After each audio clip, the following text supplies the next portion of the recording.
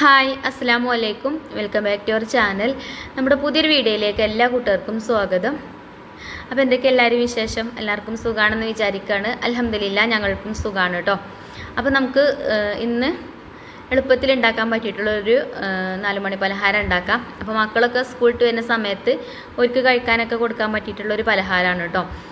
അപ്പോൾ ഞാൻ ഈ ഒരു പലഹാരം ഉണ്ടാക്കാൻ വേണ്ടിയിട്ട് കുറച്ച് തേങ്ങ ചിരകി എടുക്കുന്നുണ്ട്. ആദ്യം ഒരുപാടൊന്നും വേണ്ട, ഒരു അരക്കപ്പ് തേങ്ങ ചിരകിയത് മതി. അപ്പോൾ തേങ്ങയൊക്കെ ചിരകി എടുത്തിട്ടുണ്ട്. പിന്നെ നമുക്കിതിലേക്ക് പാല് വേണം, അതേപോലെ തന്നെ റവ വേണം, പഞ്ചസാര വേണം. അപ്പോൾ അതൊക്കെ ഞാനിവിടെ എടുത്ത് വെച്ചിട്ടുണ്ട്. അതുപോലെ തന്നെ ഒരു 2-3 മുട്ടയും കൂടെ വേണം കേട്ടോ. അപ്പോൾ നമുക്കിനി ഇതെങ്ങനെ ഉണ്ടാക്കണമെന്ന് നോക്കാം. ഒരു 10-15 മിനിറ്റ് കൊണ്ട് തന്നെ നമുക്കിത് റെഡിയാക്കി എടുക്കാൻ പറ്റും. കുട്ടികൾ സ്കൂളിൽ വരുന്ന സമയത്തും അതേപോലെ പെട്ടെന്ന് ഒരു ഗസ്റ്റൊക്കെ വരുന്ന സമയത്ത് ഇതേപോലെ റവയും മുട്ടയും പാലൊക്കെ കയ്യിലുണ്ടെന്നുണ്ടെങ്കിൽ നമുക്ക് എളുപ്പത്തിൽ ഉണ്ടാക്കിയെടുക്കാൻ പറ്റും കേട്ടോ. അപ്പോൾ ഞാനൊരു മിക്സിൻ്റെ ജാർ എടുത്തിട്ടുണ്ട്. ഇനി നമുക്ക് ഈ ഒരു മിക്സിൻ്റെ ജാറിലേക്ക് 2 കപ്പ് റവ ചേർത്ത് കൊടുക്കുക. വറുത്തതായാലും വറുക്കാത്തതായാലും കുഴപ്പമില്ല കേട്ടോ. അപ്പോൾ ഞാൻ അരക്കപ്പാണ് കേട്ടോ എടുത്തിട്ടുള്ളത്. എൻ്റെ കയ്യിലത്തെ ഈ കപ്പ് അരക്കപ്പാണ് കേട്ടോ. അപ്പം 4 പ്രാവശ്യമായിട്ട് ഞാൻ ഇട്ട് കൊടുക്കുന്നത് കാണുങ്ങൾ. അപ്പോൾ അത് 2 കപ്പ് റവയേ ഉള്ളൂ. അരക്കപ്പായതുകൊണ്ട് 4 പ്രാവശ്യം ഇട്ട് കൊടുത്തുന്നുള്ളൂ കേട്ടോ. അപ്പോൾ മിക്സിൻ്റെ ജാർക്ക് റവ ചേർത്ത് കൊടുത്തിട്ടുണ്ട്. പിന്നെ നമ്മൾ ചിരകി വെച്ച തേങ്ങ നമുക്കിതിലേക്ക് ചേർത്ത് കൊടുക്കാം. തേങ്ങ അരക്കപ്പൊക്കെ തന്നെ ഉള്ളൂ കേട്ടോ. അങ്ങനെ തേങ്ങ ചേർത്ത് കൊടുത്തു. ഇനി നമുക്ക് അരക്കപ്പ് പഞ്ചസാരയും ചേർത്ത് കൊടുക്കാം. മധുരം കൂടുതൽ വേണമെങ്കിൽ പഞ്ചസാരൻ്റെ അളവ് കുറച്ചും കൂടെ കൂട്ടാം കേട്ടോ. ഇതിപ്പോൾ ഒരു പാകത്തെ മധുരമാണ്. അരക്കപ്പ് പഞ്ചസാര, 2 കപ്പ് റവ എടുത്തിക്കണം നമ്മൾ. അതിൽ അരക്കപ്പ് പഞ്ചസാര ചേർത്തിട്ടുള്ളൂ കേട്ടോ. ഇനി ഒരു 3 മുട്ട ഇതിലേക്ക് പൊട്ടിച്ചൊഴിച്ച് കൊടുക്കുന്നുണ്ട്. നിങ്ങൾ 1 കപ്പ് റവയാണ് എടുക്കണമെന്നുണ്ടെങ്കിൽ ഒരു മുട്ടയൊക്കെ ചേർത്താൽ മതി കേട്ടോ. അപ്പോൾ നമ്മൾ എടുക്കുന്ന ഇൻഗ്രീഡിയൻസിന് അനുസരിച്ചിട്ട് മുട്ടയൊക്കെ ചേർത്ത് കൊടുക്കുക. ഞാൻ അപ്പോൾ ഇതിക്ക് 3 മുട്ട ചേർത്ത് കൊടുക്കുന്നുണ്ട്. അതേപോലെ തന്നെ പിന്നെ നമ്മൾ കേക്കൊക്കെ ഉണ്ടാക്കുമ്പോൾ വാനില എസൻസ് ഒക്കെ ചേർത്ത് കൊടുക്കുമല്ലോ. അതേപോലെ തന്നെ വാനില എസൻസ് ഇല്ലയെന്നുണ്ടെങ്കിൽ ഏലക്കാപ്പൊടിയോ അങ്ങനെ എന്തെങ്കിലുമൊക്കെ ചേർക്കുമല്ലോ. അങ്ങനെ എന്തെങ്കിലുമൊക്കെ ഫ്ലേവർ ഇഷ്ടമാണെന്നുണ്ടെങ്കിൽ അതൊക്കെ ചേർക്കട്ടോ. ഞാൻ അതൊന്നും ചേർത്തിട്ടില്ല. ഞാൻ 3 മുട്ട ഇതിലേക്ക് പൊട്ടിച്ചൊഴിച്ച് കൊടുത്തു. ഇനി നമുക്ക് ഇതിലേക്ക് പാല് ചേർത്ത് കൊടുക്കാം. ഇനി അരക്കപ്പ് പാലും അരക്കപ്പ് വെള്ളവും ചേർക്കണമെങ്കിൽ അങ്ങനെയും ചേർക്കട്ടോ. ഞാൻ അപ്പോൾ ഇതിലേക്ക് പാലാണ് ചേർത്ത് കൊടുക്കുന്നത്. അപ്പോൾ ആദ്യം കുറച്ച് പാല് ചേർത്തിട്ട് സ്പൂൺ വെച്ചിട്ട് നല്ലോണം ഒന്ന് മിക്സ് ചെയ്തെടുക്കുക. നമ്മൾ റവ ആദ്യം ചേർത്ത് കൊടുത്തതുകൊണ്ട് മിക്സിൻ്റെ ജാറിൻ്റെ ബ്ലേഡിൻ്റെ അവിടെയൊക്കെ ഒട്ടിപ്പിടിച്ചിട്ടുണ്ടാവും. അപ്പോൾ നമുക്ക് സ്പൂൺ വെച്ചിട്ട് നല്ലോണം ഒന്ന് മിക്സ് ചെയ്തെടുക്കുക. പിന്നെ റവയല്ലേ, അപ്പം റവ കുതിർന്ന് വരുമ്പം പിന്നെയും നമ്മൾ പാലിതിക്ക് ഒഴിച്ചു കൊടുക്കേണ്ടി വരും. അപ്പോൾ എന്തായാലും അതൊന്ന് ഇളക്കി കൊടുത്തിട്ട് പിന്നെ വേണമെന്നുണ്ടെങ്കിൽ വീണ്ടും അങ്ങനെ ചേർത്ത് കൊടുക്കാം കേട്ടോ. അപ്പോൾ ഞാൻ അതിലേക്ക് 3 പ്രാവശ്യമായിട്ട് പാലൊഴിച്ച് കൊടുത്തിട്ടുണ്ട്. 2 പ്രാവശ്യം പാലൊഴിച്ച് ഇതേപോലെ മിക്സ് ചെയ്തെടുത്തു. പിന്നെ കുറച്ചും കൂടി ചേർത്ത് കൊടുത്തിട്ടുണ്ട് ഇനി കേട്ടോ. വീഡിയോയിൽ കണ്ടിട്ടില്ല. അപ്പോൾ ഒരു കപ്പ് പാലൊക്കെ നമ്മൾ ചേർത്ത് കൊടുത്തിട്ടുണ്ട് ഇതിലേക്ക്. അപ്പോൾ ഇനി നമുക്കിത് അടിച്ചെടുത്ത് കൊണ്ടുവരാം. അപ്പോൾ ഞാനിതൊന്ന് അടിച്ചെടുത്ത് കൊണ്ടുവന്നിട്ടുണ്ട്. ഇനി അതിലേക്ക് കുറച്ച് അപ്പസോഡ ചേർത്ത് കൊടുക്കുന്നുണ്ട് കേട്ടോ. അപ്പസോഡ ചേർക്കുമ്പോൾ എന്നെ എല്ലാവരും ചീത്ത അറിയാം, അപ്പസോഡ അധികം യൂസ് ചെയ്യാൻ പാടില്ല എന്ന് പറഞ്ഞിട്ട്. അപ്പോൾ നമ്മൾ ഈ ഒരു പലഹാരം ഉണ്ടാക്കുമ്പോൾ കുറച്ച് ഒരു അപ്പസോഡ ചേർത്ത് കൊടുക്കണം. അപ്പസോഡ അല്ലെങ്കിൽ ബേക്കിംഗ് സോഡ ഉണ്ടല്ലോ, ബേക്കിംഗ് പൗഡർ ഉണ്ടല്ലോ, ബേക്കിംഗ് സോഡ തന്നെയാണ് അപ്പസോഡ. ബേക്കിംഗ് പൗഡർ ഇല്ലേ നമ്മൾ കേക്കൊക്കെ ചേർക്കണേ, അത് വേണമെങ്കിൽ അതും ചേർത്ത് കൊടുക്കാം കേട്ടോ. അപ്പോൾ ഞാൻ അപ്പസോഡയാണ് ഇപ്പോൾ ചേർത്ത് കൊടുത്തത്. അത് ചേർത്താണ്ട് ഒന്നും കൂടെ അടിച്ചെടുത്ത് ഇപ്പോൾ ബാറ്റർ റെഡി ആയിട്ടുണ്ട്. ഞാനിതാ ഒരു ബൗൾക്ക് ഒഴിച്ചു കൊടുത്തിട്ടുണ്ട്. അപ്പോൾ ഇതേപോലെ കുറച്ച് കട്ടിക്കുള്ള മാവാണ് കേട്ടോ വേണ്ടത്, ഇഡ്ഡലി മാവിൻ്റെയൊക്കെ ആ ഒരു രൂപത്തിൽ. പിന്നെ ഞാൻ ഇതിലേക്ക് കുറച്ച് ഓയിലും കൂടെ ചേർത്ത് കൊടുക്കുന്നുണ്ട്. സൺഫ്ലവർ ഓയിലാണ് കേട്ടോ ഒഴിച്ചു കൊടുക്കുന്നത്. പിന്നെ നമ്മൾ റവയൊക്കെ മിക്സിൻ്റെ ജാറിലിട്ടിട്ട് അടിച്ചെടുത്തല്ലോ ആ ഒരു സമയത്ത് ഇനിയിപ്പോൾ ബട്ടറൊക്കെ ചേർക്കണമെങ്കിൽ ബട്ടർ ചേർത്താണ്ട് അങ്ങനെ അടിച്ചെടുത്താലും മതി കേട്ടോ. ഞാൻ ഇപ്പോൾ സൺഫ്ലവർ ഓയിലാണ് ഒഴിച്ചു കൊടുത്തിട്ടുള്ളത്. ഇതൊന്ന് സോഫ്റ്റ് ആവാൻ വേണ്ടിയിട്ടാണ്. അപ്പോൾ സൺഫ്ലവർ ഓയിൽ ഒഴിച്ചാണ്ട് നല്ലോണം ഒന്ന് മിക്സ് ആക്കി കൊടുത്തിട്ടുണ്ട്. ഇനി നമുക്ക് ഈ പലഹാരം ഉണ്ടാക്കാം കേട്ടോ. അപ്പോൾ ഇത് നമ്മൾ പിന്നെ ഇഡ്ഡലി ചെമ്പിലാണ് കേട്ടോ ഉണ്ടാക്കുന്നത്. ഇഡ്ഡലി ചെമ്പിലല്ല, ഇഡ്ഡലി തട്ടിൽ കേട്ടോ. ഇഡ്ഡലി ചെമ്പിൽ ഞാൻ വെള്ളം വെച്ചിട്ടുണ്ട് അടുപ്പത്ത്, വെള്ളം തിളച്ച് വരുന്നുണ്ട്.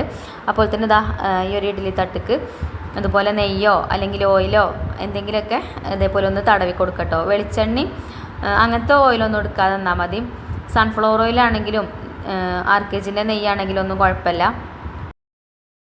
അപ്പോൾ ശരിക്കും നമ്മൾ ആദ്യം എടുക്കണ പോലെ വീഡിയോ എടുക്കാനുള്ള ടൈം കിട്ടണില്ല കേട്ടോ. അപ്പം എന്തെങ്കിലും ഒരു റെസിപ്പി കാണിക്കാമെന്ന് വിചാരിച്ചിട്ടാണ് ഇന്നിപ്പോൾ നമ്മൾ ഈ റെസിപ്പി കാണിക്കണം കേട്ടോ. പിന്നെ റെസിപ്പീസൊക്കെ നിങ്ങൾ ട്രൈ ചെയ്ത് നോക്കലുണ്ടല്ലോ, കമൻറ്റ് ബോക്സിൽ പറയലുണ്ട് നമ്മൾ റെസിപ്പീസൊക്കെ ട്രൈ ചെയ്യലുണ്ടെന്ന്.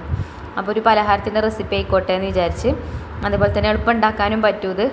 അപ്പോൾ നമ്മൾ ഇഡ്ഡലി ചെമ്പിൽ വെച്ചിട്ടുണ്ട്, അതിൻ്റെ വെള്ളം തിളച്ചിട്ടുണ്ട്, തിളച്ച് വരുന്നുണ്ട്. അപ്പോൾ ഞാനിതാ ഇഡ്ഡലി തട്ടയ്ക്ക് വെച്ച് കൊടുക്കണം കേട്ടോ. എന്നിട്ട് മാവ് അതേപോലെ ഒഴിച്ച് കൊടുക്കുന്നുണ്ട്. അപ്പോൾ ഇതൊരു കേക്കിൻ്റെ ടേസ്റ്റാണ് കേട്ടോ, അത് വെന്ത് വന്നാലുണ്ടാവുക. അപ്പോൾ ഇതിൻ്റെ മേലെ ഭംഗിക്ക് വേണ്ടിയിട്ട് എന്തെങ്കിലുമൊക്കെ വെച്ച് കൊടുക്കണമെങ്കിൽ, നട്ട്സൊക്കെ വെച്ച് കൊടുക്കണമെങ്കിൽ വെച്ച് കൊടുക്കുക. ബദാമോ അല്ലെങ്കിൽ അണ്ടിപ്പരിപ്പോ മുന്തിരിയോ എന്തെങ്കിലുമൊക്കെ വെക്കണമെങ്കിൽ വെക്കട്ടോ. ഒന്നും വെച്ചിട്ടില്ലെങ്കിലും കുഴപ്പമൊന്നുമില്ല, നല്ല ടേസ്റ്റാട്ടോ അത് കഴിക്കാൻ. പിന്നെ കാണുമ്പോൾ ഒരു ഭംഗി ഉണ്ടാവാൻ വേണ്ടിയിട്ട് ചേർക്കണമെങ്കിൽ ചേർക്കാമെന്നുള്ളൂ. അപ്പോൾ ഞാനൊന്നും ചേർത്ത് കൊടുത്തിട്ടൊന്നുമില്ല.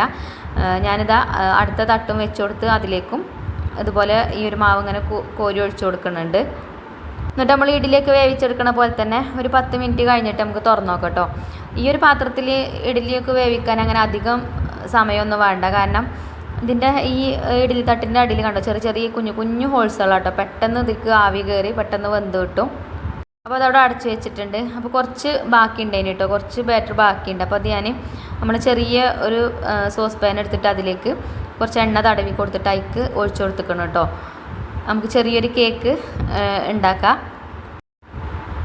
അപ്പോൾ അത് ആ മാവൊക്കെ ഇതിലേക്ക് ആക്കി കൊടുത്തിട്ടുണ്ട്. ഞാനൊരു സ്പാച്ചിൽ വെച്ചിട്ട് ആ ഒരു ബൗളിലും പിന്നെ തവിമലൊക്കെ ഉള്ള മാവൊക്കെ ഇതിലേക്ക് ആക്കി കൊടുത്തിക്കണം കേട്ടോ.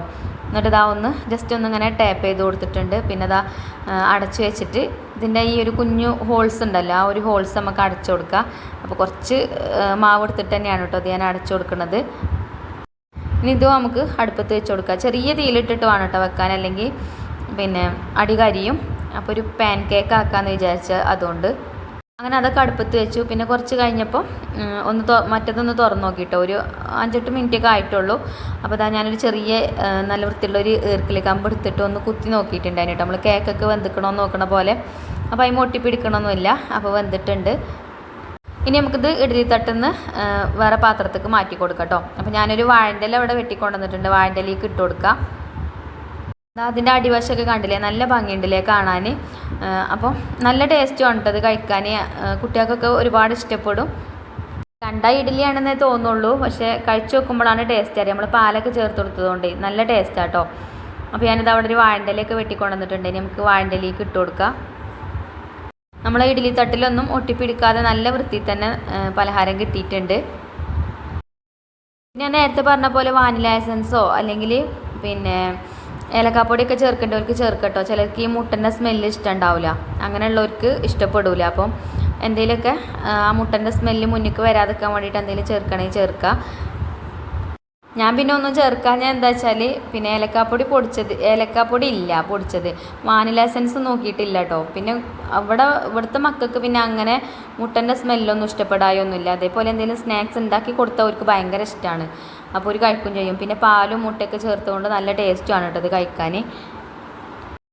പിന്നെ അതേപോലെ തന്നെ കൊക്കോ പൗഡറൊക്കെ ചേർക്കണമെങ്കിൽ കൊക്കോ പൗഡറും ചേർക്കട്ടോ മാവക്ക്. അങ്ങനെയാകുമ്പോൾ ഇഡ്ഡലിൻ്റെ കളറാവില്ല, കളറൊക്കെ മാറി ചോക്ലേറ്റിൻ്റെ കളറൊക്കെ ആവും.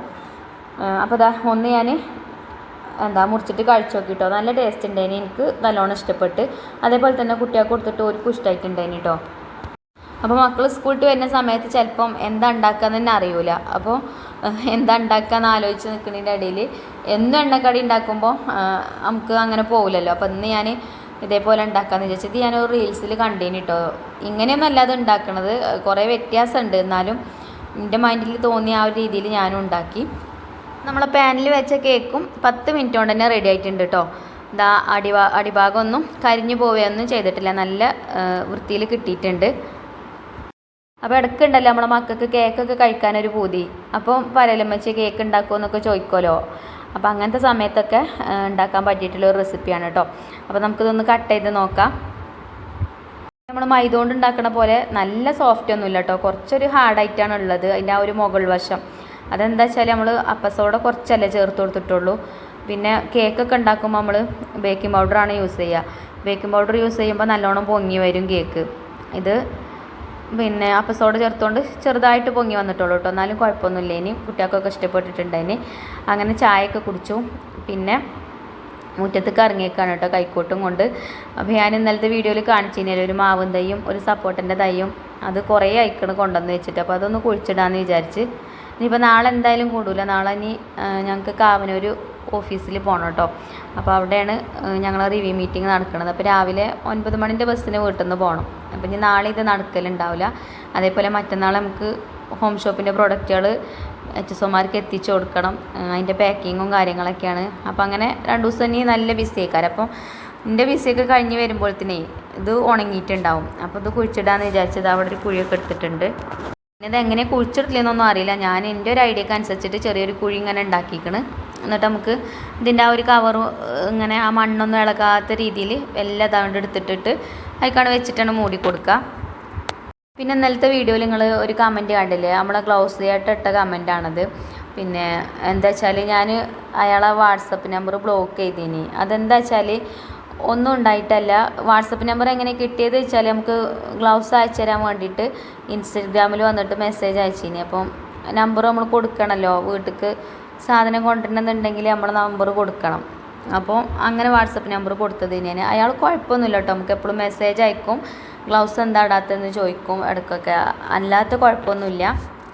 ഗ്ലൗസ് അയാൾ അയച്ചു തരുകയും ചെയ്യും. അപ്പോൾ നിങ്ങൾ ഇനിയിപ്പോൾ ആ കമൻറ്റ് കാണുമ്പോൾ എന്താണാവോ എന്ന് വിചാരിക്കും. അത് വിചാരിച്ചിട്ട് പറയട്ടെ. ഞാൻ അതിൻ്റെ അടിയിൽ കുറേ കമൻറ്റും കണ്ടേനിയും. പിന്നെ എന്താ നിങ്ങൾ ഇന്നലത്തെ വീഡിയോയിൽ നോക്കിയാൽ കാണാൻ പറ്റും. ഒരു ഡിലീറ്റ് ആക്കിയിട്ടൊന്നുമില്ല എപ്പോഴൊന്നും കേട്ടോ. ഞാൻ വോയിസ് കൊടുക്കുന്ന സമയത്തൊന്നും ഡിലീറ്റ് ആക്കിയിട്ടില്ല. പൈസ കൂടുമ്പോൾ അഹങ്കാരം കൂടിയിട്ടാണ് അങ്ങനെ ബ്ലോക്ക് ചെയ്തതെന്നൊക്കെ അതിൽ കമൻറ്റ് ഉണ്ടായിന് കേട്ടോ.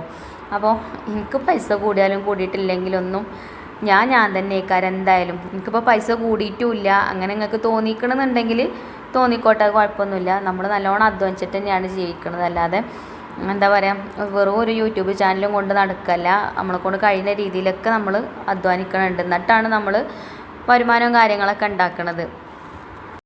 നല്ലോണം അധ്വാനിച്ചെങ്കിൽ തന്നെ പൈസ നമ്മളെ കയ്യിൽ വന്ന് ചേരുള്ളൂ, അല്ലാതെ വെറുതെ വന്ന് ചേരുമൊന്നുമില്ല. അപ്പോൾ ആ കമൻറ്റ് ഇട്ട ആളോടാട്ടെ ഞാൻ പറഞ്ഞത്, അല്ലാതെ ഒന്നുമല്ല. നമ്മളെ സപ്പോർട്ട് ചെയ്യണ ഒരുപാട് കൂട്ടുകാരുണ്ട്. എല്ലാവർക്കും അറിയും, അധികം ആൾക്കാർക്കും ഇതിൻ്റെ കാര്യങ്ങളെല്ലാം അറിയുകയും ചെയ്യും കേട്ടോ. കാരണം എന്താ നമ്മളെ വീഡിയോ കാണുന്ന സ്ഥിരമായിട്ട് വീഡിയോ കാണുന്ന ആൾക്കാർക്കൊക്കെ എൻ്റെ വാട്സപ്പ് നമ്പർ അറിയാം, എന്നോട് എന്നും ചാറ്റ് ചെയ്യുന്നതാണ്. അപ്പോൾ പറയണവരെന്തും പറഞ്ഞോട്ടെ, എനിക്ക് കുഴപ്പമില്ല കേട്ടോ. ഗ്ലൗസ് ഏട്ടനെ ഞാൻ അതുകൊണ്ടാണ് പിന്നെ ബ്ലോക്ക് ചെയ്തത്, അല്ല ഒന്നും ഉണ്ടായിട്ടില്ല. വീഡിയോയിൽ വന്നിട്ട് ഇങ്ങനെ പറയും നിങ്ങളെന്താ ഗ്ലൗസ് ഇടാത്ത, ഇങ്ങനെ എപ്പോഴും ഇങ്ങനെ കാണുമ്പോൾ എനിക്കൊരു പിരാന്താണ്. അപ്പോൾ അത് വിചാരിച്ചിട്ട് അങ്ങനെ ബ്ലോക്ക് ചെയ്തതാണ് ഞാൻ, അല്ലാതെ ഒന്നും ഉണ്ടായിട്ടില്ല. പിന്നെ പറഞ്ഞാൽ ഗ്ലൗസ് എപ്പോഴും ഇടാൻ ചിലപ്പോൾ ഗ്ലൗസ് ഒന്നും ഇടാൻ ടൈമും കിട്ടൂല. നമ്മൾ നിങ്ങൾക്ക് അറിയാലോ എൻ്റെ കാര്യങ്ങളൊക്കെ എപ്പോഴും തിരക്കേ കാര്യം. അപ്പം ഗ്ലൗസ് വലിച്ച് കയറ്റാതെ തന്നെ ഞാൻ വേഗം എൻ്റെ ജോലികൾ എന്താ വെച്ചാൽ ഞാനത് ചെയ്യും. ഇപ്പോൾ അരമണിക്കൂറിൻ്റെ ഉള്ളിൽ വീഡിയോ എടുത്ത് തീർക്കാനൊക്കെ നോക്കൽ. ആദ്യമൊക്കെ നിങ്ങൾക്ക് അറിയില്ല, അധികം കാര്യങ്ങളും ഞാൻ വീഡിയോയിൽ ഉൾപ്പെടുത്തലുണ്ട് തന്നെ. അപ്പോൾ വീഡിയോ എടുക്കുമ്പോൾ കുറേ ടൈം എടുത്തിട്ടാണ് വീഡിയോ എടുക്കുക. ഇപ്പം അങ്ങനെയല്ല. ഇപ്പം ഞാൻ ജോബിനൊക്കെ പോകണതുകൊണ്ട് എനിക്കായിട്ടൊരു ടൈമും കാര്യങ്ങളൊക്കെ ഉണ്ട്. അപ്പോൾ ആ ഒരു ടൈം കഴിഞ്ഞ് കഴിഞ്ഞാൽ പിന്നെ ഞാൻ വീഡിയോ എടുക്കാനൊന്നും നിൽക്കില്ല. അപ്പോൾ അതുകൊണ്ടൊക്കെയാണ്, അല്ലാതെ ഒന്നും ഉണ്ടായിട്ടല്ല കേട്ടോ. പിന്നെ ഗ്ലൗസ് ഇടുന്നത് നല്ലതാണ്, അത് എല്ലാവർക്കും അറിയാം. എനിക്കും അറിയാം ഗ്ലൗസ് ഇടുന്നത് നല്ലതാണെന്നുള്ളത്.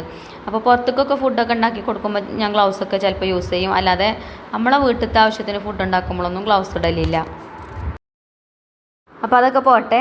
അപ്പോൾ നമ്മളെ സപ്പോർട്ട് തൈയും മാവും തൈയൊക്കെ ഇവിടെ കുഴിച്ചിട്ടിട്ടുണ്ട് കേട്ടോ. ഇനി സപ്പോർട്ടയും മാങ്ങയൊക്കെ വേഗം ഉണ്ടാവട്ടെ. ഉണ്ടായിട്ട് ഞാൻ കാണിച്ചു തരുന്നുണ്ട് കേട്ടോ. ഇൻഷാ അല്ലാഹ് ഉണ്ടാവുമ്പോൾ ഞാൻ ഉണ്ടാവുമെന്നില്ല അതും അറിയൂല കേട്ടോ.